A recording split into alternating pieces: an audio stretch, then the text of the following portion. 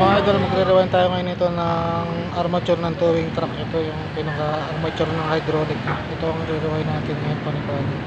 Kaya sumabog kasi siya. Sumabog ang kanyang rewind. Yan mga idol, ang i-rewind natin na pang towing truck. Ito ang kanyang hydraulic. Sa hydraulic ginagamit ito ang kanyang armature motor. Mga idol, kinukuha na natin siya ng connection.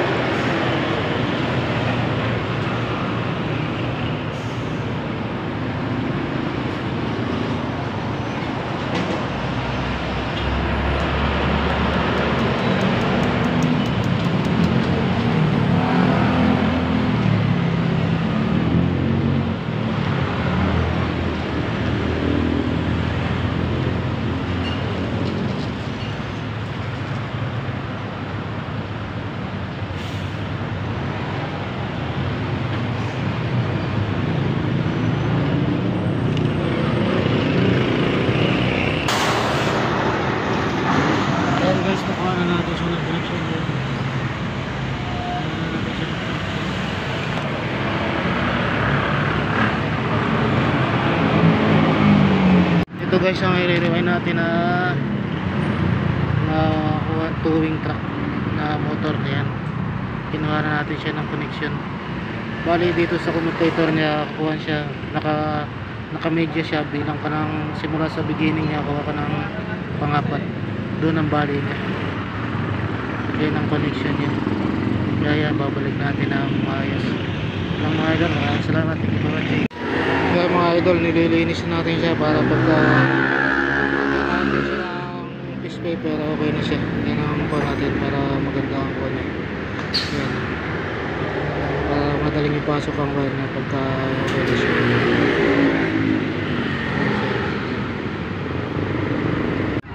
Yan mga idol, nag-uumpisa na tayo ng ating wire niya. Yan mga idol, kinokoneksyon na natin itong ating derivahe na wing van motor. Yan. Yan ang ating ginagawa ngayon. Yan mga idol. Yan mga idol, matapos na natin yan. Nagko-connection na lang ang ating armature. Yan, ito na guys ang derivahe natin na armature. Lilinisin na lang natin to. Lalagyan natin ng epoxy para maganda na siyang tingnan. Ayan. Yan ang ating derivahe na armature na wing van. Ayan. Tatornoy natin siya.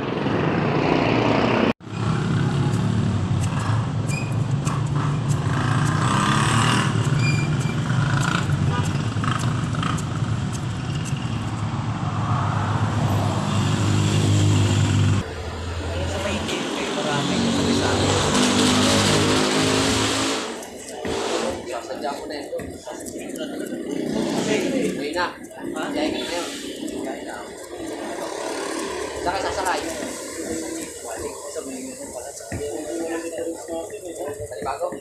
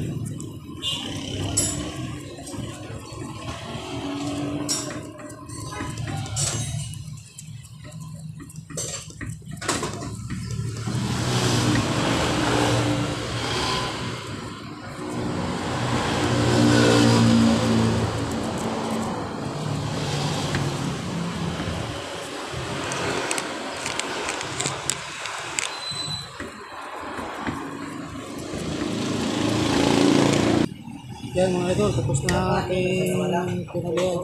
Epoxy na lang natin siya. Yan mga idol, lilinisin na natin ang ating derivahe na armature. Yan siya. Gagawin natin dyan para lumilis siya.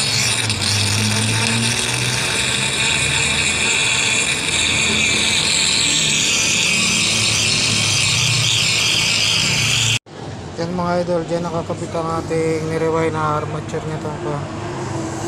Itong sewing motor. Yan. Kaya assemble natin ito, kukunin na nangyari. Yan lang mga idol, maraming salamat. Thank you for watching. Yan po ang ating derivahe. Para dyan.